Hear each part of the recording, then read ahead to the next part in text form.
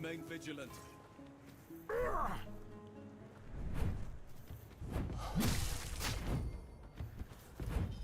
You're nothing but a peasant.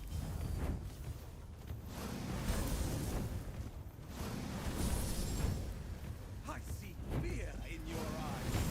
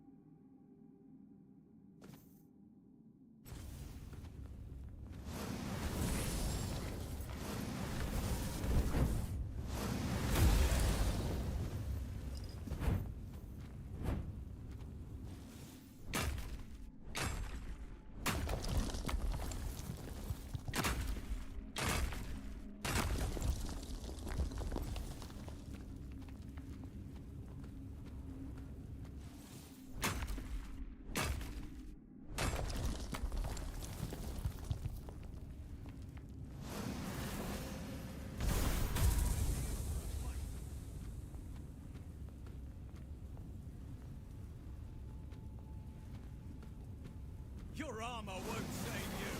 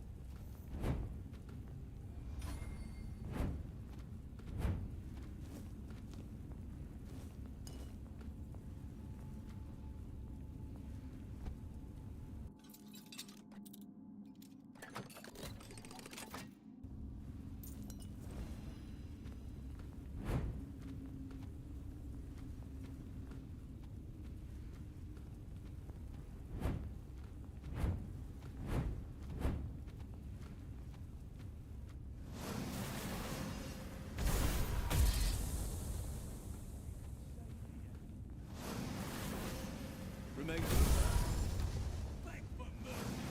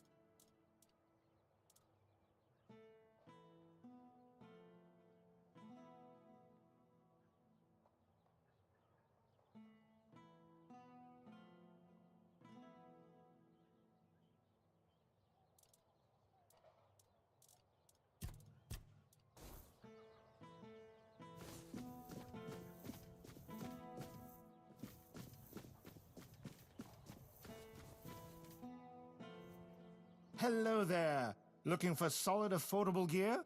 You've come to the right place. Ah, but where are my manners? I'm Alwyn, and you, my dear stranger, look like you're in dire need of a resupply.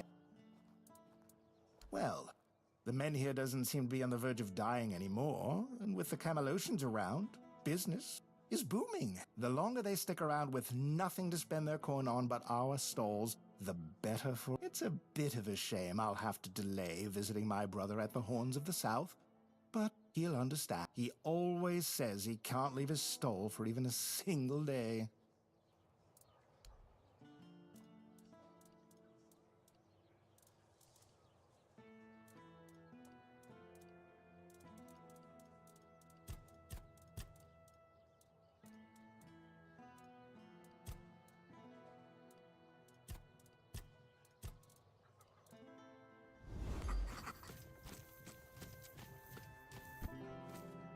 Elixirs, powders, ointments, got something for wounds, poisons, something to keep you on your feet through the night and help you survive the cold. And all of it made by my own hands, with science. No tricks, no vile spell. Yes, all magic is a scam, an illusion that pretends to give you something but always takes more in return. My elixirs work because they're based on knowledge and experience, not some fickle power from another world. Anyway, go ahead and read my anti-magic manifesto. I've laid it all out, why the magical plague must be wiped. Elixir.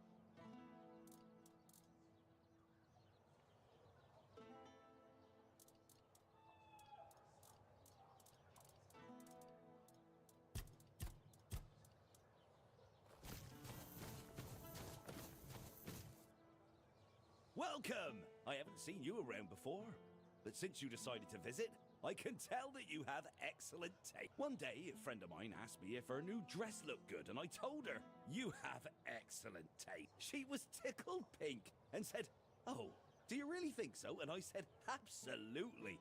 After all, you came to me for advice. Now, let's get down to business. My name is Osmond. If you're in need of a bow or some arrows, I'm here to explain everything and offer you some advice.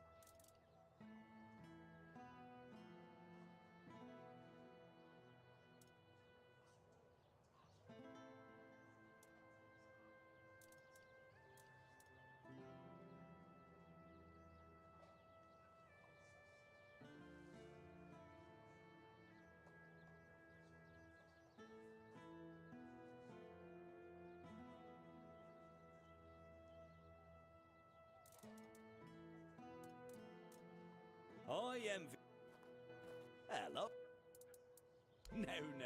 Good advice is always handy, especially when it comes from someone experienced. And believe me, when it comes to archery, I'm not just an expert. I'm beyond that. In fact, I'd be surprised if you found anyone on Avalon who knows more about it than I do. Well, find me someone else who's been doing this for over 40 years. Every aspect of. Back in '84, I was chosen to represent Connacht in the team archery tournament. And I wasn't even a lick over 18 back then. During one round, we were shooting at targets 100 meters away. The target was the size of a small apple and the wind was blowing from the left. So, I took aim and wham! Right in the middle. Even the captain of the Camelot team jumped up and asked, "Have you got any more like this one? Maybe the boy would rather shoot for us." If you were older, you surely would have heard of me. I could have been the first of Avalon's archers. They almost knighted me. But as it happened, I joined the watch, got married, and, well, that was that. Hey, if only I'd had the common sense back then that I have now. About Connacht, what do you want to know? There's not much to say. They told us the men here's gone out, and now they want to move us along with it, but the way they're handling it, they've been here for weeks. If I were in charge of the Camelot troops, we'd have been done in 3 days. He's a good man, but that woman of his, oh, mother preserve me. She once set herself on fire along with half the mansion. Yvain nearly lost his life trying to save. Honestly, I'd have just let her burn. She wants to go up in smoke, be my guest. It's a shame about the mansion, though. I was born here, and I've been shooting a bow ever since I was a wee lad. Even as a nipper, I had better aim than boys 5 years older than me. Around 81 or 82, I remember being allowed to practice with the adults, even though I was only 14 or so. One time, our master, we called him Uncle, gathered us in a meadow. He said, "Lads, we're gonna have a contest. Whoever shoots the farthest gets a honeyed apple and a beer from..." They were shooting and shooting, but I just took one glance, aimed, and whoosh. My arrow flew half again as far as their farthest shot. 300 meters easily. So they turned to me and went, "Come on, Osmond, we can't compete with you. You always win." Osmond, you always win. That's what they said. I could have joined Camelot's army. With my aim, they would have made me one of the royal army. But leaving was tough, especially since the girls here love to watch me shoot.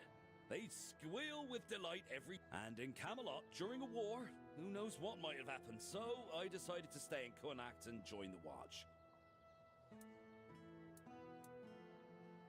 In the watch, I taught others to shoot. Some of them loved those lessons so much they kept practicing even after sunset. So I'd ask them, "What are you doing here? You can't even see the target." And they'd reply, "Oh, but the lessons with you are just too short, and we're really excited about archery." I kept participating in tournaments. People often bet against me, claiming I couldn't hit a bird in flight or a birch as thin as 2 fingers. I usually came out on top, earning a decent amount of money. But somehow it all just vanished over time. Then I quit the watch and began trading in top quality bows and arrows. That's all there is to know about. Oh, and I have an adult daughter, but I'm not sure if she's still around. She left Connacht and we lost touch. Gossip is for women and innkeepers. You should see Morag for that. She's both. She's a good one. About 3 years ago, I helped her fix her roof because her husband had died, and there was no one else to do it. She still mentions it. "Osmond, you fixed that roof better than any roofer could." She tells me that every time she sees. As it happens, there's something you can do for me. I've written a letter to Lord Yvain, a few suggestions on how, in my view, he ought to handle this whole business with Camelot. Figured he could use a bit of advice from someone with strategic sense, a head for negotiation, and a touch of military experience. Would you take it to him? You've got younger legs, and I'd rather not leave my stall unattended. I'll give you a few coins for your trouble. Brilliant! Here you go. Just don't lose it. I've only got the one copy, and I've no mind to write it all out.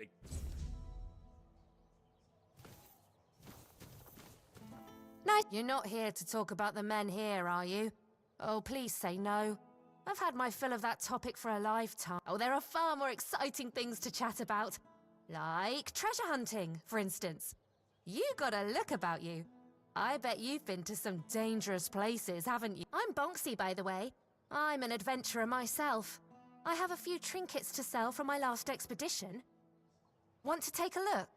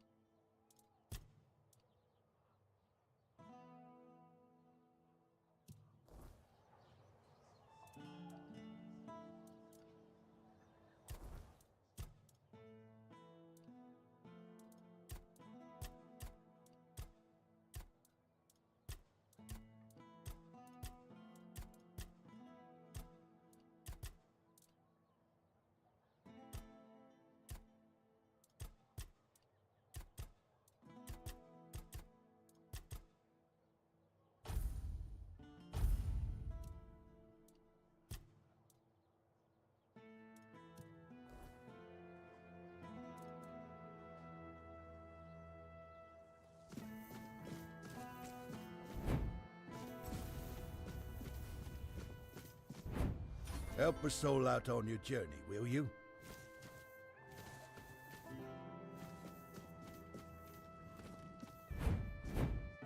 Oi, you. You're new here, aren't you? I don't think I've seen you around before. Ah, no, sorry. It's just that we don't see many new faces around. Just us and the locals and, well, if you haven't noticed yet, they're not the friendliest. But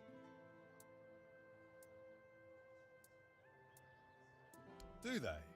Then maybe we're all just sick of looking at each other. I'm sure they're not all bad. This must all be quite hard for them. But it's not like I want to be here either. I've got a pregnant wife waiting for me at home, and they won't even let me buy a book for her. Yeah, about birthing and labour and whatnot. It's going to be our first, you see, so my wife's worried sick. I wanted to send it to her, to ease her mind, you know? But that Dalrita wench chased me out of her bookshop and won't let me back in! Ugh, because she hates Camelotians. Why else? I mean, I know the folks ain't exactly happy about us being here, but Vrel? She's Dalrita. They're taught to hate us from birth. That's all there is to it. Well, could you? I'd be really grateful. Just don't tell her it's for me. She won't sell it to you otherwise. Please, I'll pay you back. I'll even throw in something extra. Please, for my wife. Oh, thank you. You're a lifesaver.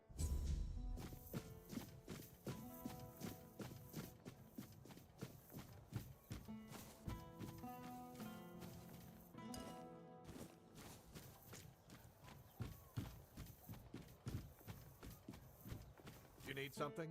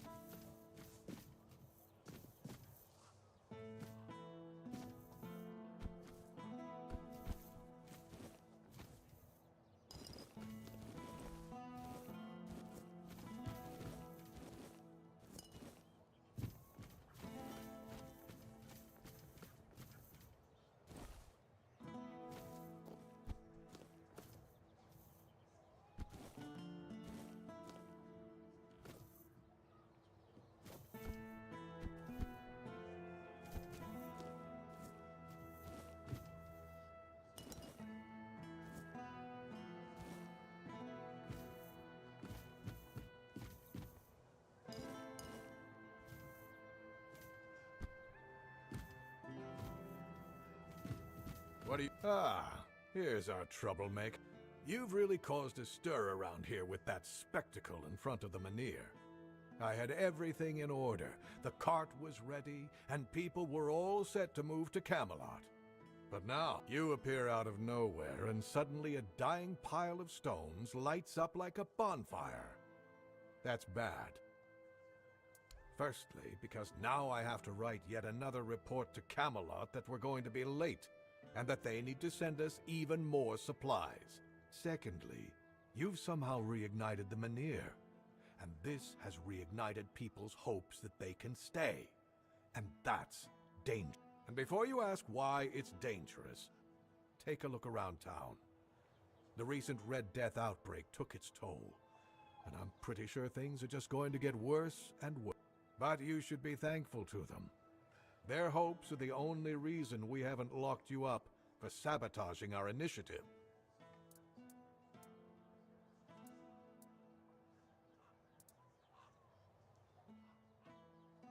That's the assumption I decided to go with, and that's why we're talking.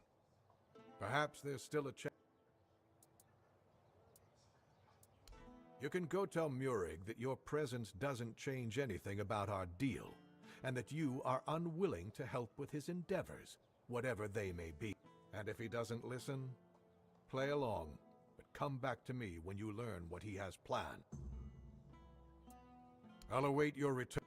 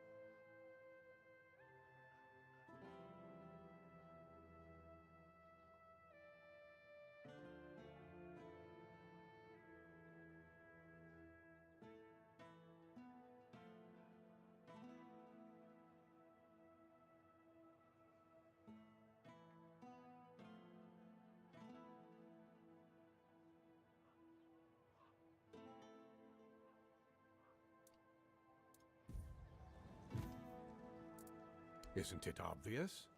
For the safety of all the residents of Avalon. Only by gathering the Meniers in one place and reigniting them will we be able to keep ourselves safe from the weirdness. Avalon's population has significantly declined over recent years. We're on the brink of extinction, damn it. That's why we need to stick together, to take care of each other. Only Camelot possesses the necessary infrastructure to establish the right conditions. If they remain here, they will die, either from the weirdness itself or from the horde of monsters it spawns. And there aren't enough soldiers here for their protection. You must know that I didn't come here just to obey orders. I truly believe that this is the only way to save everyone on Avalon. Then at the very least, we'll have bought some time for those wiser than us to think of an alternative solution. Perhaps we will invade Tuathon, like in the glorious old days. Or perhaps someone will find a way to free the derelict fleet, allowing us return to the homelands. I don't know. But there's one thing I'm certain of, and I'll repeat it as often as necessary. Only by standing together can we overcome the weird. Scattering our people across the island is the worst solution, and it's a sure path to our ruin. Murig, who apparently prefers to be called Maggot, is a druid, even though he may not look the part. And druids are the only ones who know the rituals necessary to ignite the Meniers. Due to bad luck, or more accurately, the decisions of my superiors, our options for druids are limited. That's why I'm forced to work with Murig, and Prophet be my witness, neither of us is happy about. But I'm no fool. I know that what happened in front of the Menhir might make Murig consider double-crossing us. He'll try to find a way to reignite the Menhir so that it could stay in Kunok, despite our agreement. So, if you ever find out what he's planning, if he ever asks you to fetch something for his ritual, you make sure you come to me first.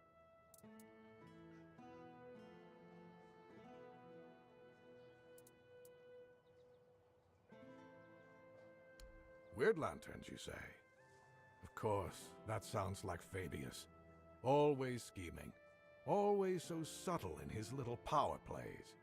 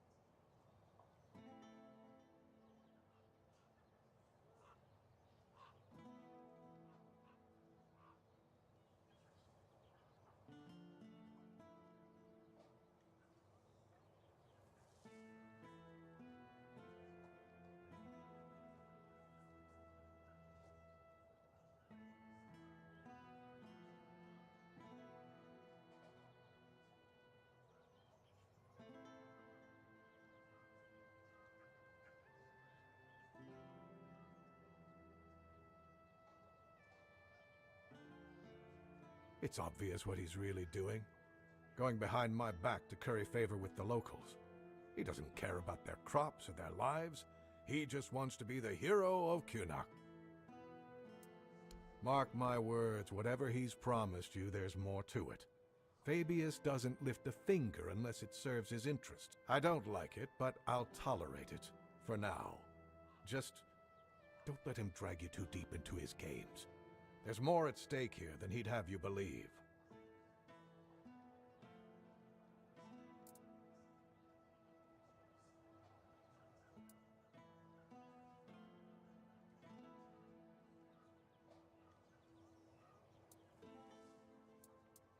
What isn't he hiding? Fabius wraps himself in the guise of charity, but every move he makes serves the Red Church first and foremost. The lanterns? A means to anchor the Menhir for their convenience, not for the farmer's sake. Don't let his piety fool you.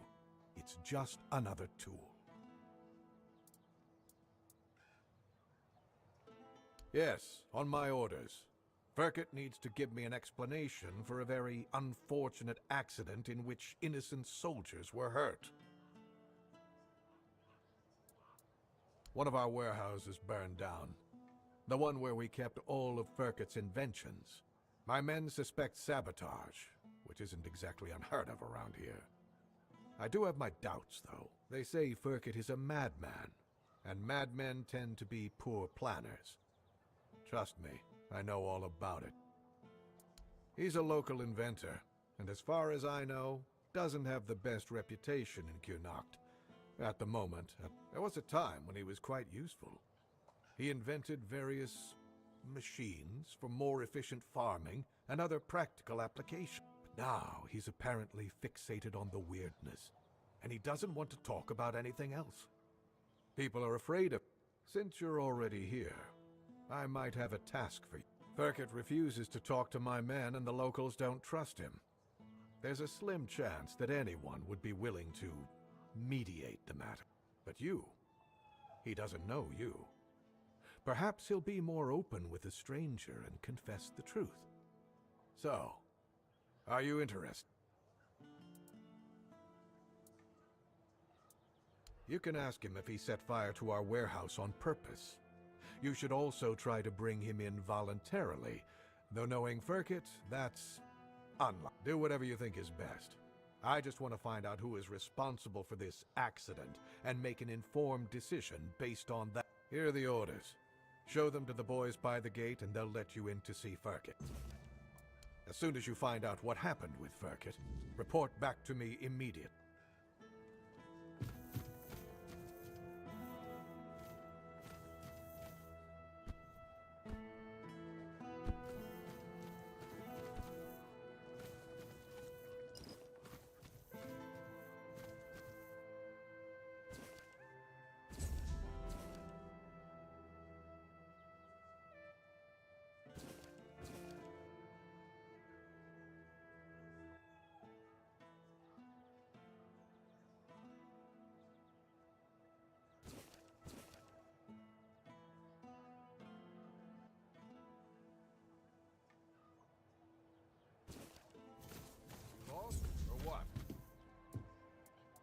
I'll await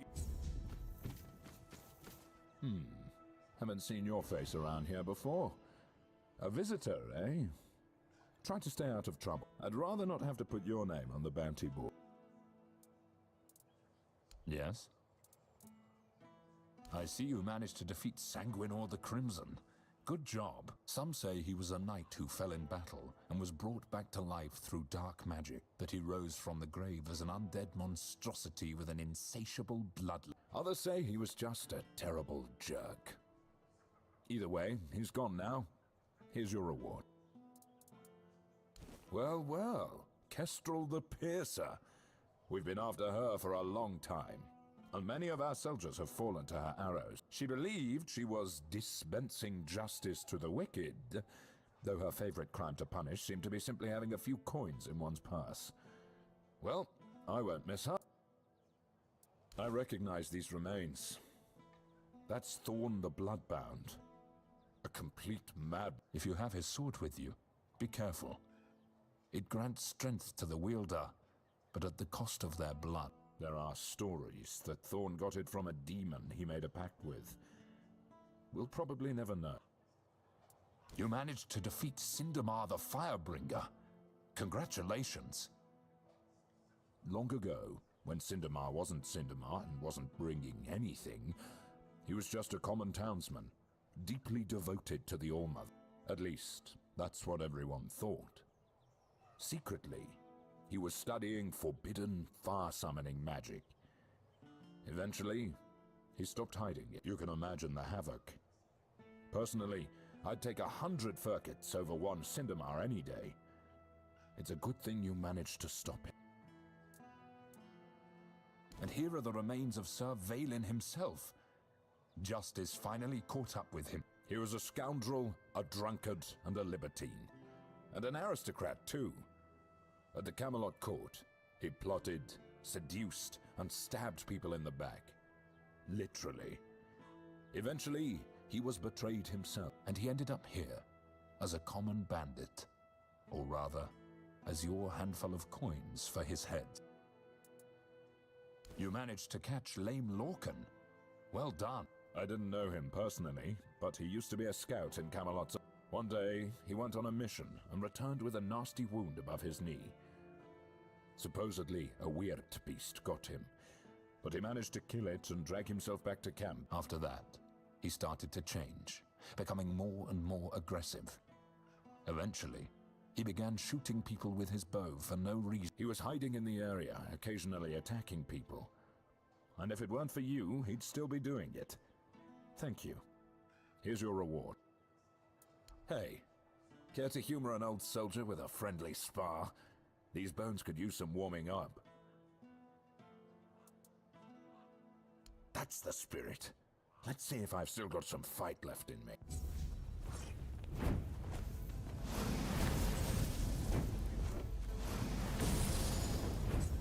Not bad.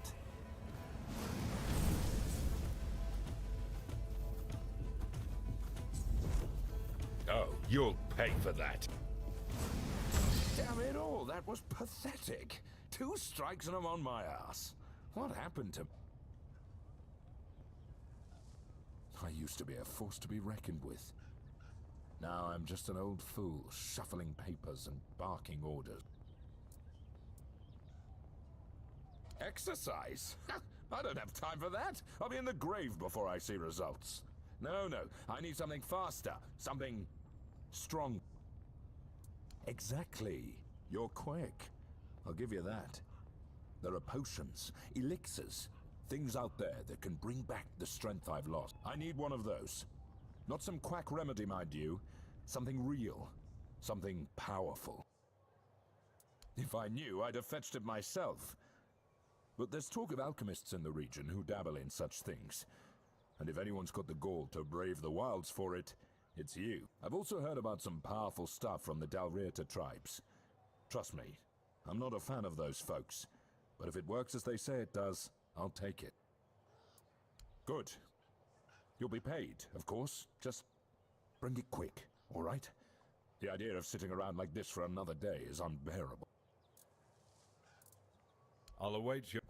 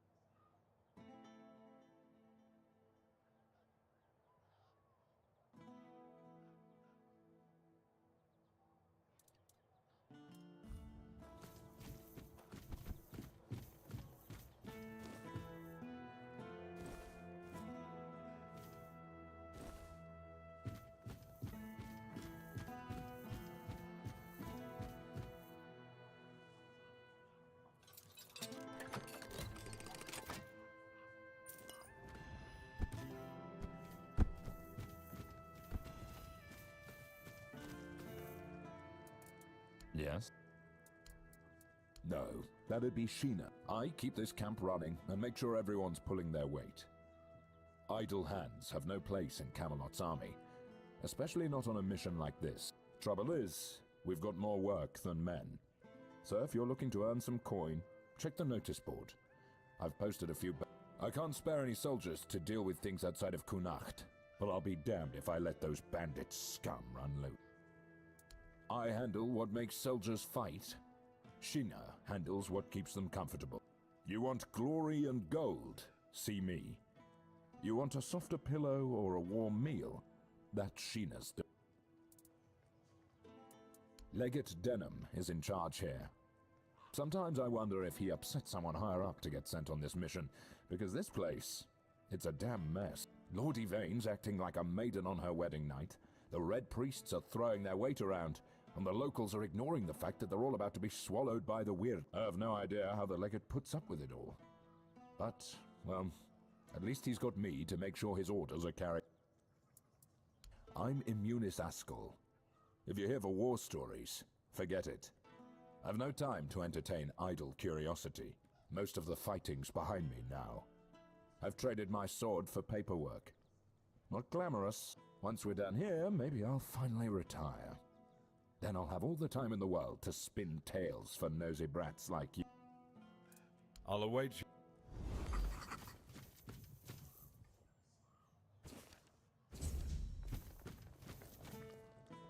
Yes? I'll await.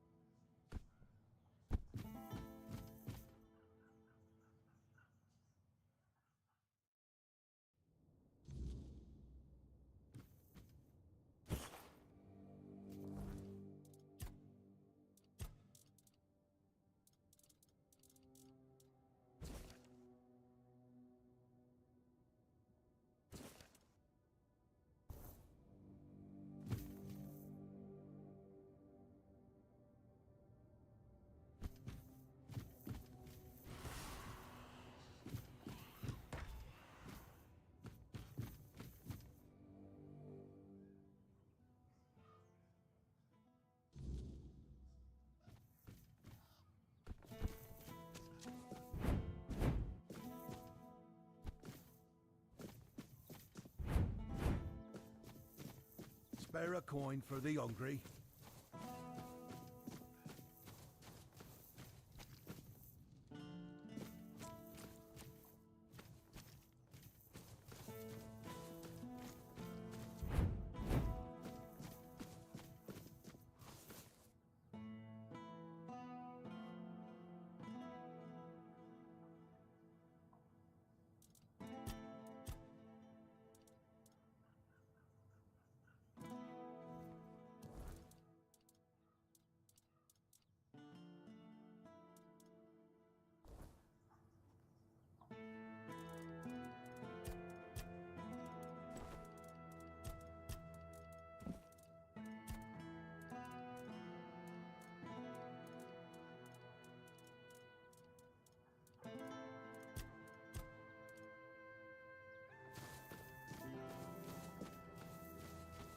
Nice to see you.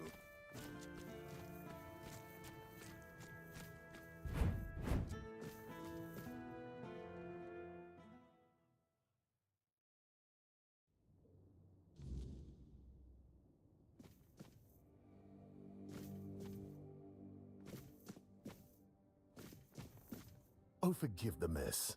I didn't really have much choice about where to set up my things.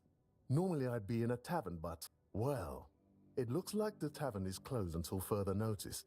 That means Varel's bookshop is the only place where I can read and work in peace. Oh, of course, my apologies. I'm Imran. My thoughts tend to drift far from the present. I'm a scholar of sorts, though not the kind that hides behind walls of parchment. My calling is to seek out traces of what was lost. Ruins, relics, anything older than old. And yes, I'm a Pict. Not many of us wander these lands, I know. Staying in one place isn't exactly in my nature, so I travel, I learn. I dig through the bones of the world hoping to find something more ancient than mankind. If you're asking out of politeness, let's just leave it at this. I thank you for your interest, but I won't give an answer. Trust me. I could talk the hind leg off a donkey. No need to waste time on such things. Wow! That's really kind of you. So, thanks to Varel's generosity, I managed to get my hands on a certain book. Well, once a book. Now it's just a pile of loose pages. However, these are some truly fascinating loose pages. They're the writings of a Dalariata scribe from nearly 6 centuries ago. Incredible, right? But what's even more astonishing is the content. This man describes encounters with people who knew nothing of King Arthur or the homelands. Nothing at all.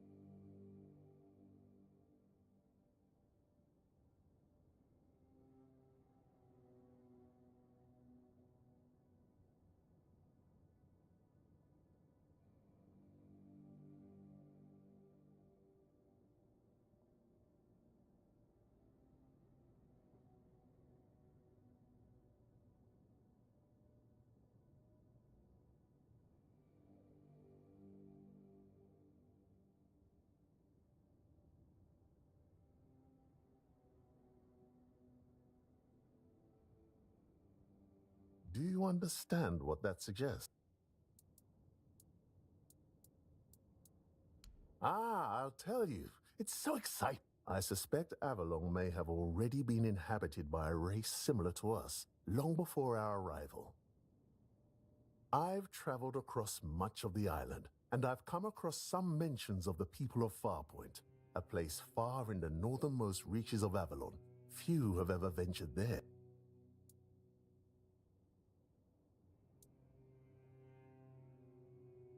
And so, my friend, here we are, staring down the question, or rather the flood of questions that wouldn't leave me alone. Many Picts I've known have prolonged contact with the weirdness. I thought it was just them, a bunch of lunatics, who first dared to embrace that strange force. And what if it was the first men who knew how to live alongside the weird? And think about it. If we could uncover how they did it, the possibilities would be endless. It could change everything. Perhaps the weirdness started to gather and ruin their crops, or made hunting more dangerous. Or maybe it was some sort of conflict that forced them to seek a new place on the island. Or perhaps they simply had a nomadic spirit. It's hard to say with the scraps of information I've managed to gather so far. But now, I'm trying to pull together more valuable information from these writings. But honestly, I feel like I'm hitting a wall. I won't uncover anything new just sitting here. And unfortunately, I'm stuck here for the time being. I got injured on my way to Connacht, and I'm not quite back to my full strength yet. Oh, don't worry about that, really. It's more of a, let's call it an occupational hazard rather than an actual. I have to give myself some time and everything will settle back into place. I'll be as fit as a fiddle, or whatever it is you say here. Yes, something like that. The Grotto of First Men. That tribal scribe detailed where it should be located. And I'm assuming you're asking for a reason, aren't you? I'd love to go there myself, but this is a matter of some importance to me. I don't want to wait for this one. So, if you're one of those bold souls who take such ventures, I'd be more than willing to entrust this task to you. Truly excellent. I'm deeply obliged, my friend. Here are the notes. They should guide you to the location. Return swiftly, and more importantly, safely. I'll eagerly be awaiting your return.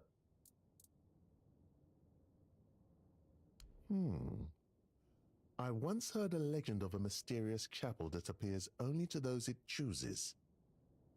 Many adventurers have gone to seek it, but I've never heard of anyone returning to tell the tale. Some say it holds a sacred spring that cures all ailments. Others say it is a passage to the very bottom of the sea, the domain of the Lord of the Seas himself.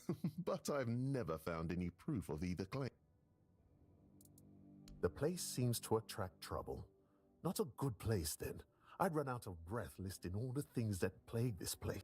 And I haven't even been here that long. Of all the misfortunes these poor people are facing, I'd wager the men here is the gravest of. The Red Death, troubling as it is, seems manageable, at least with the intervention of the priest. But the weirdness, shoot. If the men here goes out, these people will face a far greater peril than any sickness or human form of conflict. I heard she was a Dalariata who runs a bookshop in Connacht. I was a bit apprehensive about meeting her. I thought I'd find someone overly rattled and stripped of her own cultural heritage.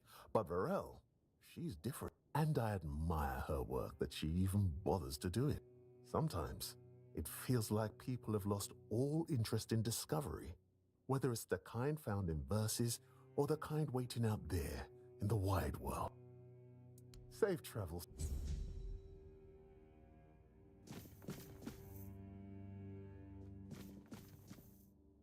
Welcome to Varel's bookshop. No reading without buying. And if you're here for porn, kindly leave before you start. Aye. Look, I don't begrudge anybody their reading habits. Each to their own. But some things should be kept private. Aye. Not only can I read, I can even make recommendations. Imagine that. So, if you have a joke to tell, don't bother. I'm pretty sure I've heard them all.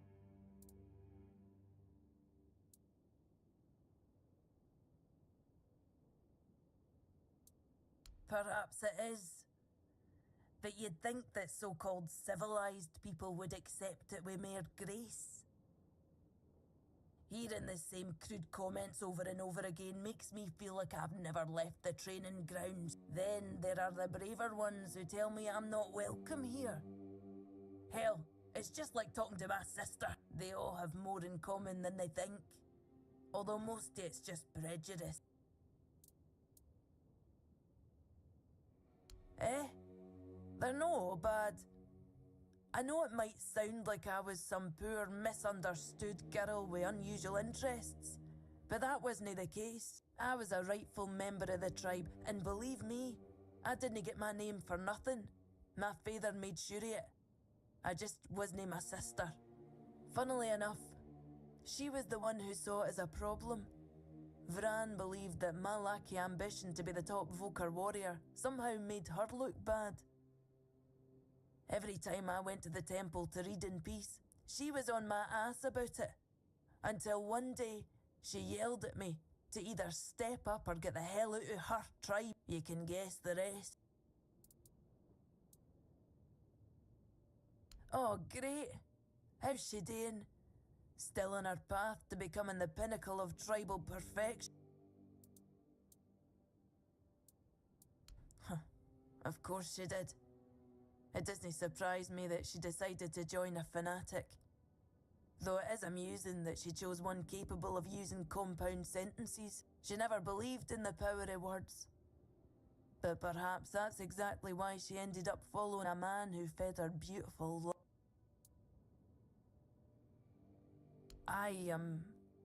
no sure. When they decide to kick you out and take your name, they make a whole ceremony of it. But I left pretty much the moment my sister stopped yelling. You don't have to be there for it though. Vran might have been pissed off enough to go through with it. So, maybe. I don't really care. I'm not gonna stop using my name just because my little sister told me to.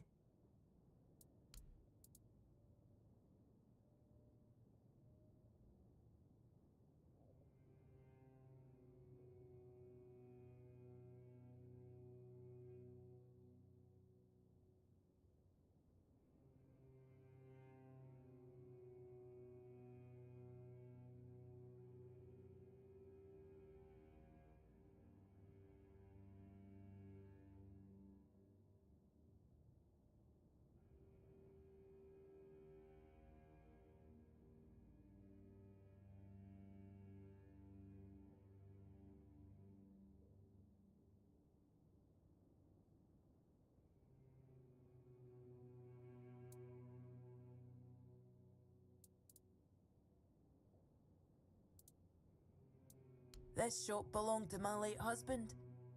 We met on the road. I was a mercenary hired to protect the caravan. He was a fine older gentleman, fascinated with a Del Rita lass who shared his love for books. It was a lethal combination for my poor heart. We didn't get near enough years together. But we were happy. We didn't have much family left. And they couldn't care less about this place, so he left it all to me. Well, I can't just take the shop and hitch it to a cart, can I? Although I suppose that might be more or less what I need today. I didn't hate living here, you know. It was fine when my husband was still alive. I even thought people were starting to warm up to me. And then he died. And the respect died with him. And then Camelot arrived. Everything just went downhill for there.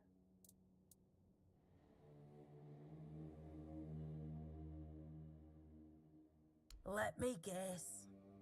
Your friend's a Camlosian who's heard the Berserker potion can make a man tear a bear's arms from its sockets. And now he thinks he can be like us. Hate to break it to you, but that's no how it works. Our strength comes from battle, from blood, and that brew is Mither's ain rage running in our vein. Besides, it's a tribe secret. I might have left the Volker, but I'm no about to hand our secrets just to anybody. Camlotians and their love for shortcuts, but fine, have it your way. If your friend thinks swallowing something will help, maybe I can lend a horn. Here, it's harmless. Mostly herbs and a bit of spice. My father used to say true strength lies in the mind. So if your friend is as determined as you say, who knows? This might be enough for them. Good luck convincing them it's the real deal. That's half the battle. Oh, expecting a weein'? Congratulations. Lucky you. I don't think I've seen a newborn in Cunicht for as long as I've lived here.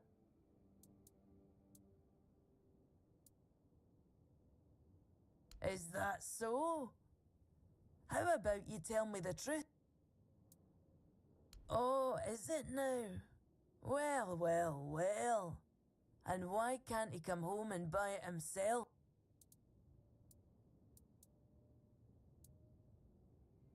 I do. The question is, do you? I bet he sold you some sob story about how a big bad Delrida chased him off because he's a poor Camlotian soldier. Oh, that's precious. I chased him off because he couldn't take no for an answer. He came in and tried to seduce me. Told me he just loves to devour books. But he'd gladly do the same with me. Books, sure. Maybe for breakfast, to add variety to his military fare. When I told him I wasn't interested, he got all pissed off and called me an ugly dumb savage. I only let him leave with his teeth intact to avoid proving him right. Tell you what, I'll sell you that book. But fair warning, I'll be sending his poor wife the story of Giron the Unfaithful, with a special edition forward for me. Deal?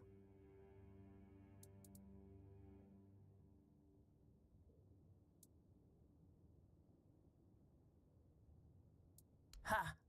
Pleasure doing business with you. I hope his wife won't go easy on him.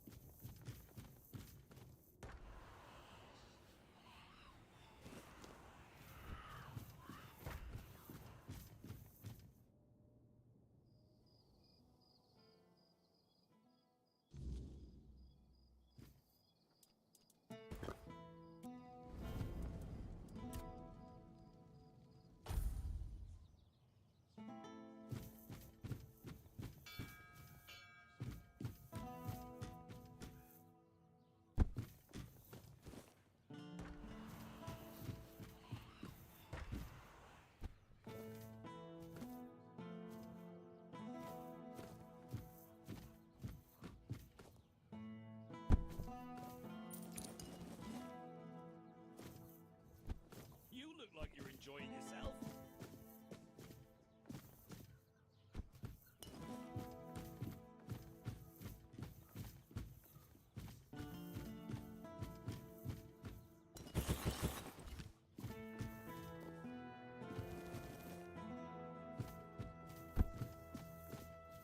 Help a soul out on your journey, will you?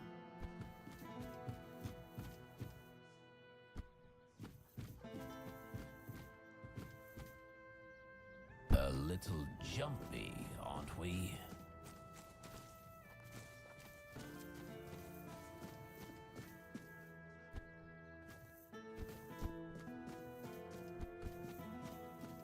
I'm an outcast. Exiled from...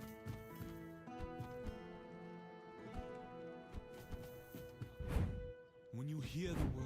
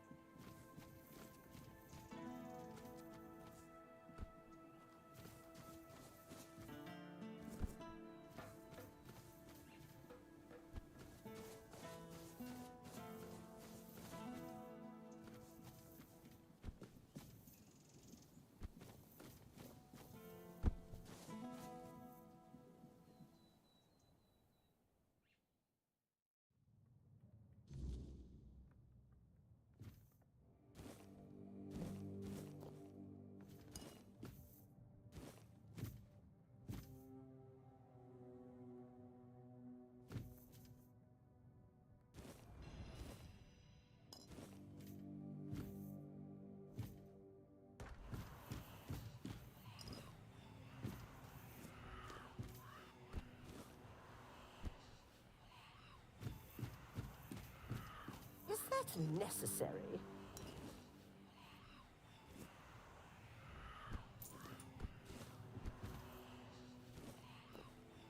You sure about that?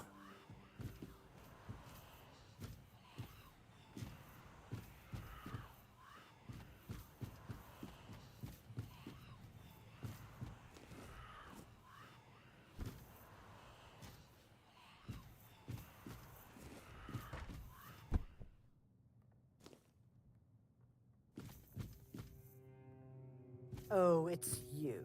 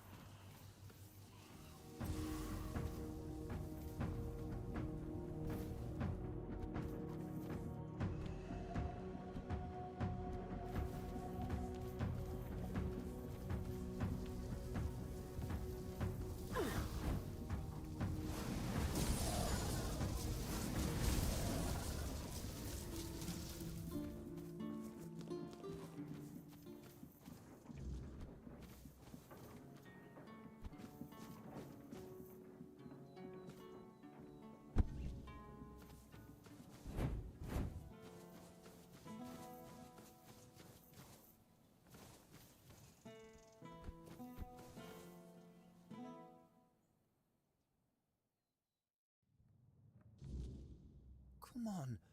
We can't sell Daisy. We're gonna need her. What we're going to need is money. And she'll fetch a good price. We still need to move somehow, don't we? She could pull the cart. We have Clover for that.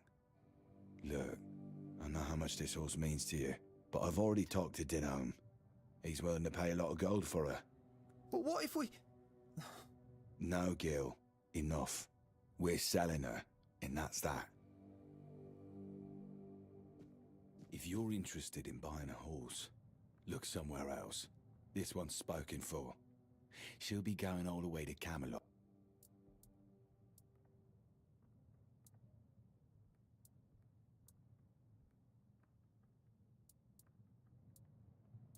Sure, are you? You willing to pay 300? Well, then you won't get Daisy. She'll be going to Denholm in a few days. If you have enough gold by then, we...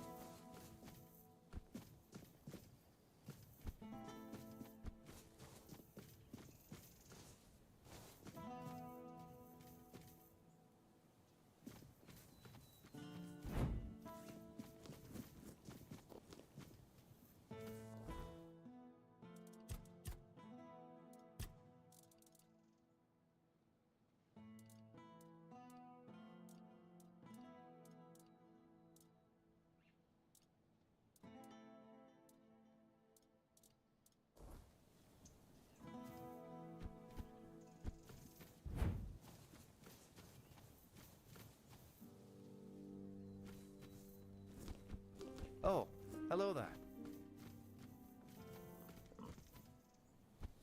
I hope that Camelotian knows what a treasure he's getting. Daisy's not just any horse. She's the best one he'll ever have. I guess. I've spent a lot of time with him. Rob would always send me to the stables when I was getting underfoot. He'd say, "Gil, you go to the stables and don't you show your face again until I tell you." I guess I must have been an annoying kid. I do. Pa had to borrow money from Grandpa to buy it, and he had to work so hard to prove that he deserved it after he and Ma passed away. Rob kept on working, and I did my best to help. Grandpa was, well, I don't know. I didn't see much of him in those days, and now we're supposed to just leave after everything. It feels like we're letting him down. It does give you some hope, doesn't it? The lanterns make it feel like the farm can breathe again, even if it's just for a while. That's more than we've had in years.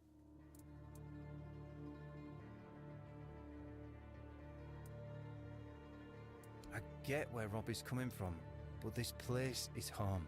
It's where our parents tried to build their lives. Leaving feels like giving up on everything they worked for. Have a nice day.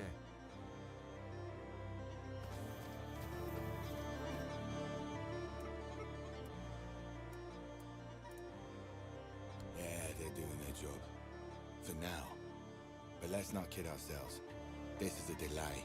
not a solution. We've got time to think, and that's about it.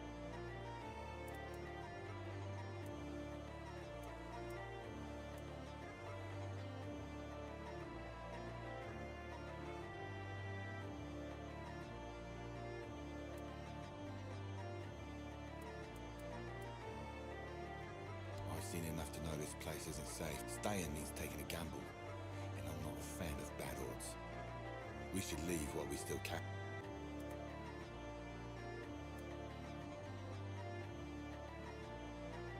If it gets worse, we'll have no choice but to leave. I just hope we'll have something worth bringing with us when that time comes. Aye, man's name is Denholm. Seems important. Lots of men with him. They're here for the minute. Haven't you heard? They're moving everyone. Something to do with that many are about. Don't really care either way. As long as they keep their promises and give us a better place to live. Aye, and Morin Pa would rather us alive somewhere else than dead here. Dunno yet, but we're strong and we're not afraid of hard work. I'm a decent carpenter, and Gil is good with horses. I'm sure we'll find something for ourselves.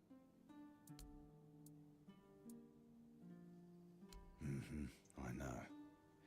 He loves this place, and he loves his horses. I'd rather just forget all about it. Gil's memories of this farm are different from my own, and I only have myself to blame. Mind you, I don't regret any of it, but he sure doesn't make things easier with him.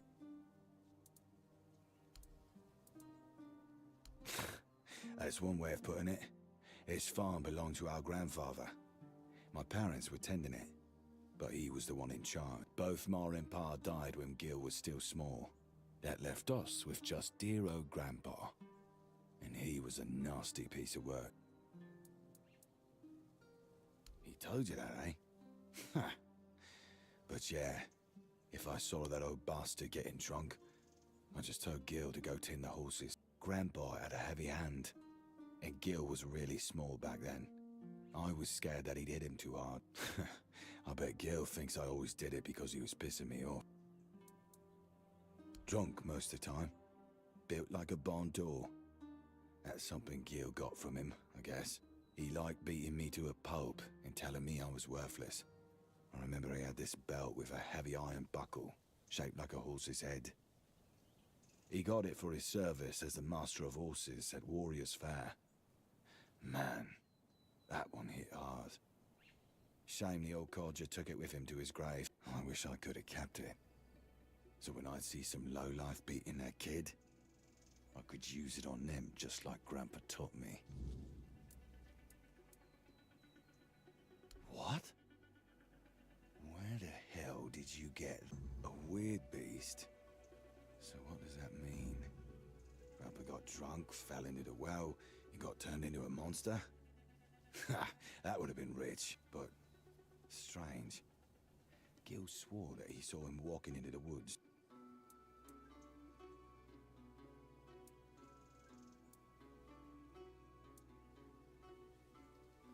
Why?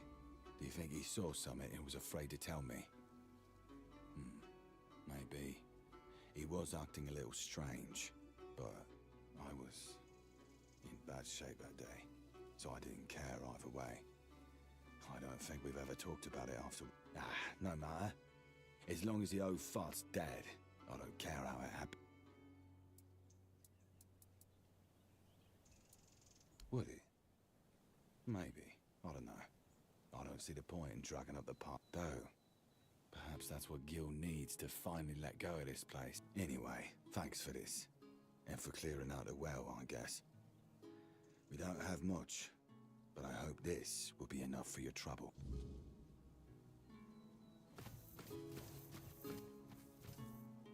Have a nice day.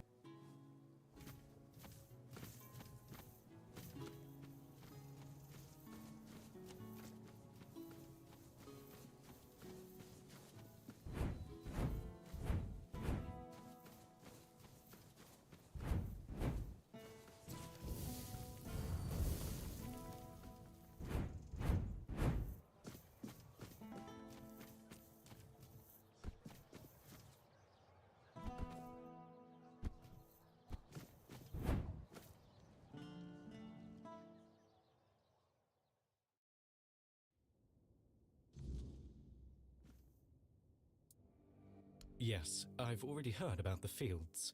They're glowing like beacons in the dark. Well done. Here's your reward.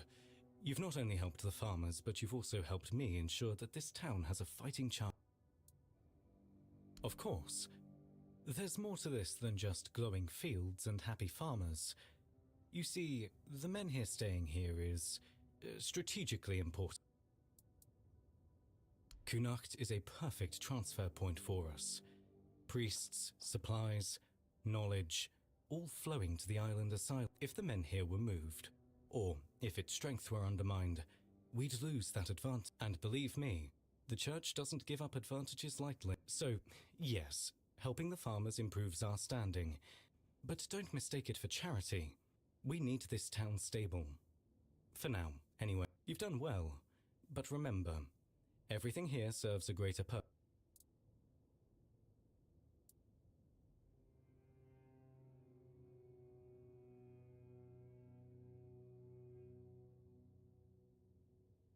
Ah, but you did help, didn't you?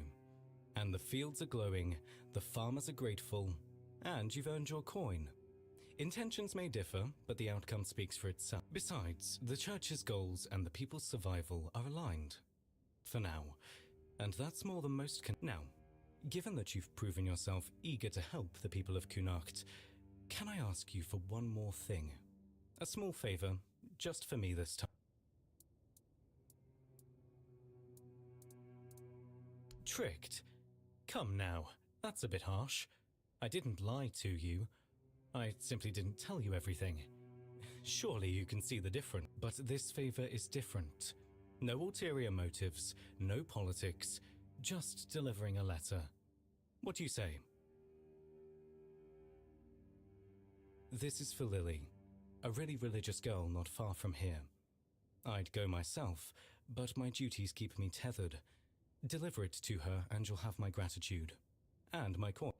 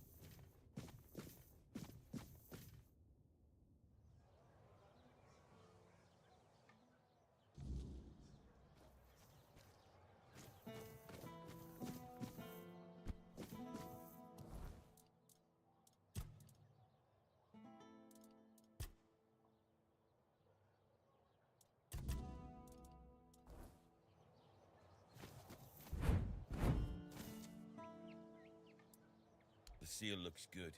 Orders are orders. I'm glad, Ferk, it's your problem now instead of ours. Let's move out, boy.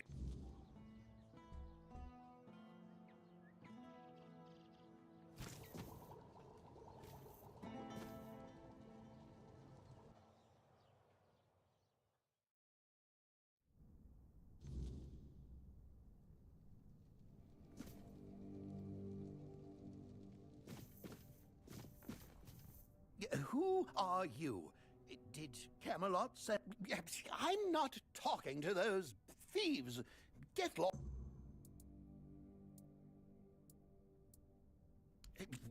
I think it's quite obvious, isn't it? They're harassing an honest inventor.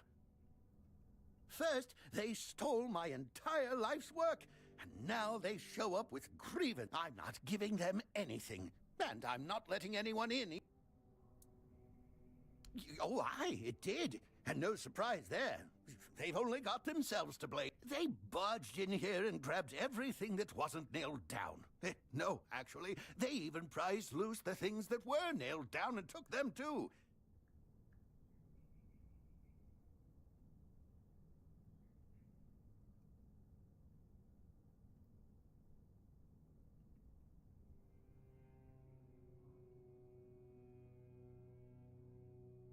Do you know what this device is? It's a pyrolusite stabilizer. And they took all the pyrolusite, but left the stabilizer behind. No wonder it blew up. Well, pyrolusite is a wondrous substance. It can create fire anywhere you are. All you need is a drop of pyrolusite, add a little spit, and there you have it. Oh, it also amplifies the power of wildfires. Isn't that So, tell me, don't you think it's marvelous?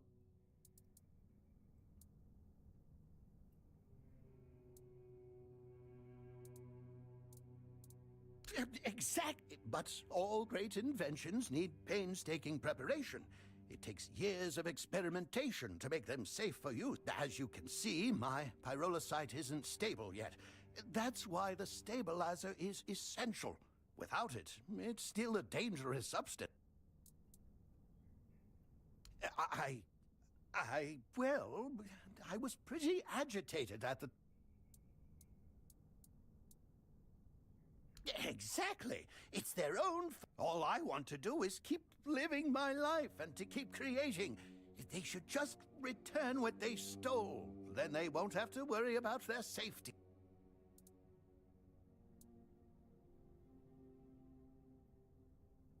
So, this is how it's going to be. I can't say I'm surprised. I never expected anyone in this forsaken land to be willing to... Goodbye.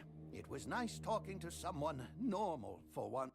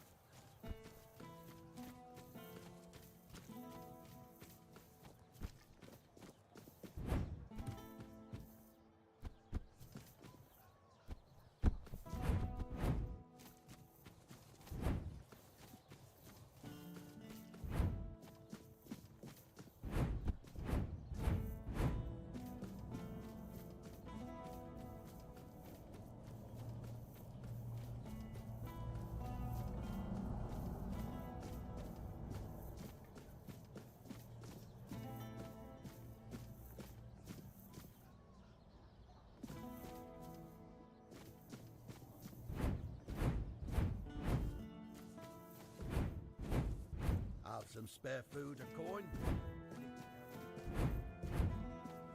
Hi. Have you had a chance to drop by the bookshop?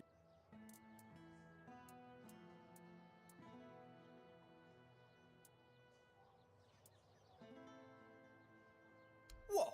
I wasn't harassing her. I was just being friendly. I don't see what the big deal is. Besides, she should be grateful. I bet a savage like her doesn't get all that many compliments, especially not from men like... Oh, thank you. I knew I could count on you. I hope it'll put my wife's mind at ease. Here's your money, and a little extra. You've done a good deed. Oh.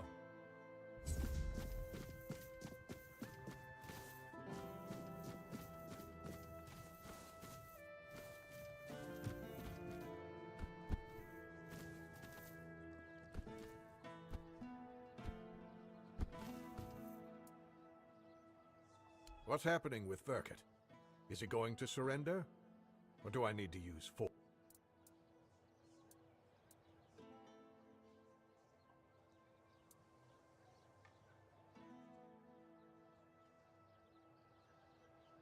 That's a serious accusation.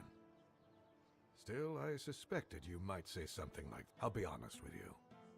Verkut is neither trusted nor well regarded among my soldiers, especially after the accident. Fine. Verkut will stay in Kunokt, and his inventions will be returned. However, make sure that he takes proper care of them, so they no longer pose a threat to anyone. Here. This is for your excellently conducted invest. Tell Verkut of my decision. Let him make the necessary preparation.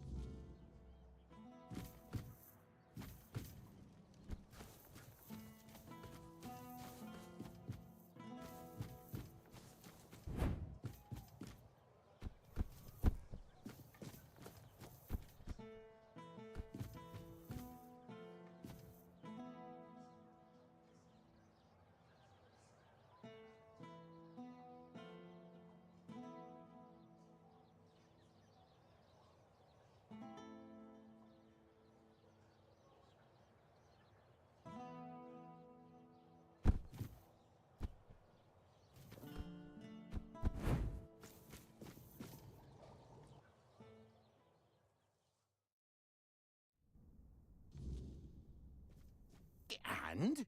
What's our situation? What did Denholm... Oh, so does this mean Camelot still has a working brain among its ranks? Incredible. Very well. A deal is a deal. I'll begin production of weird candles, and you've done well. In return, I'll offer you a, discount on my products and allow you to use my house. Feel free to cook and sleep there whenever you like. I rarely indulge in those distractions. But remember, never, ever interrupt my... Oh, it...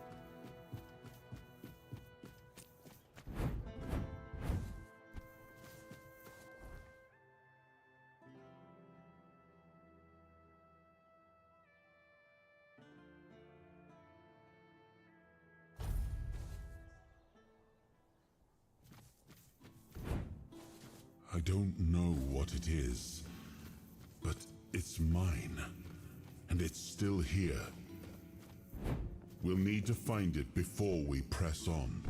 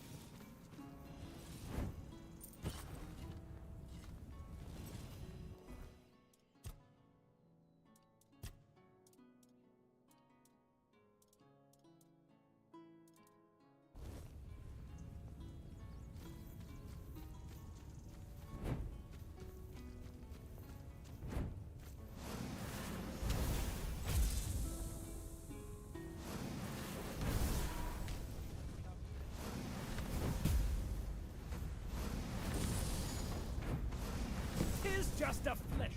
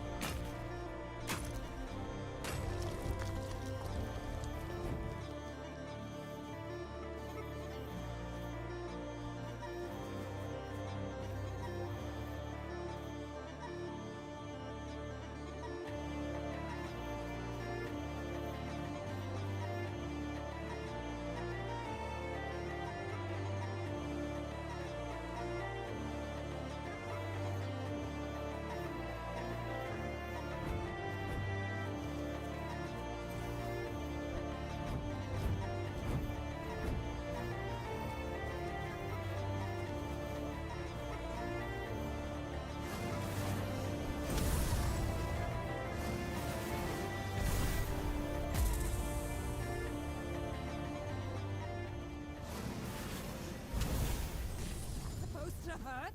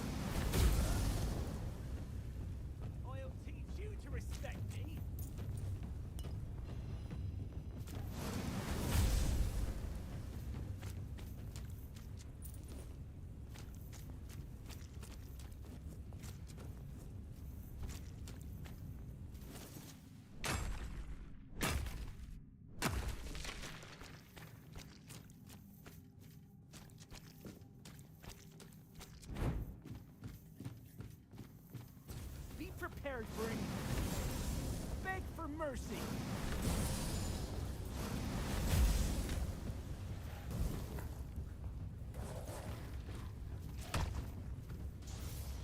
I will bleed.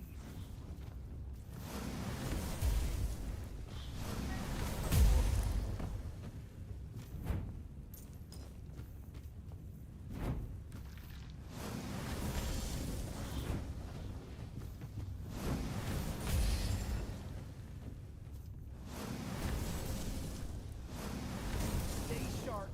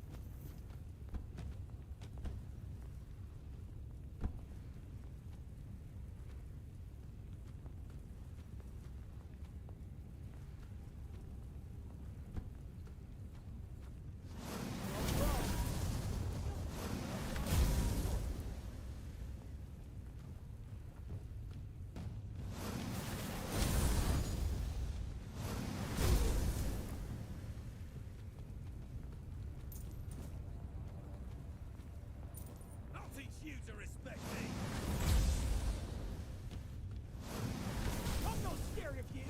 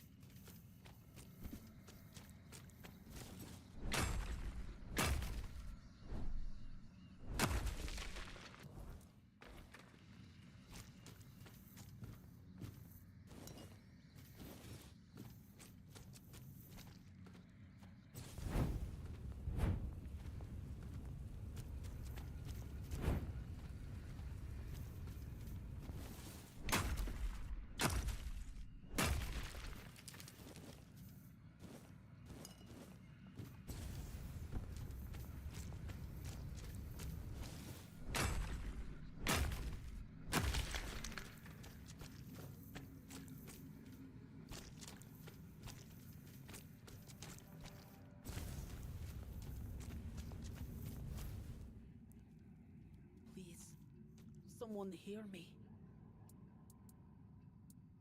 That's me. Or it was. Soon I'll be one of them. I can't hold on any longer. Please help me. I don't know how much longer I can hold. They don't want me to wait. They say you must leave. That I belong to them now. They're here, and they will stay. They really want me to join them. It might be too late already.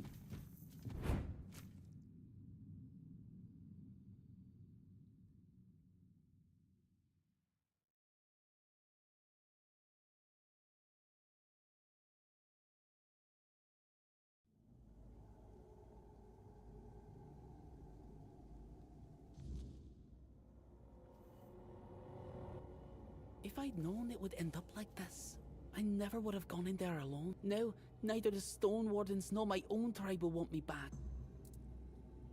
I think they were old miners. Maybe someone cursed them, or perhaps the weirdness got to them. I have no idea. I just hope to forget about them quickly. I don't want to remember. If it weren't for you, I'd be one of them by now. I owe you my useless life.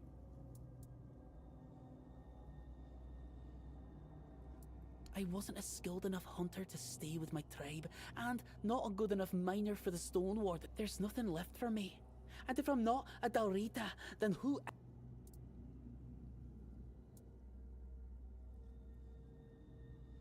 Freedom, huh? That's a pretty foreign concept for us, Dalrita. We're used to knowing what to do and who we're doing it for. And now, I'm just supposed to make my own... Don't answer that. I'm just talking to myself. It's not worth talking to me. Even I'm sick of it.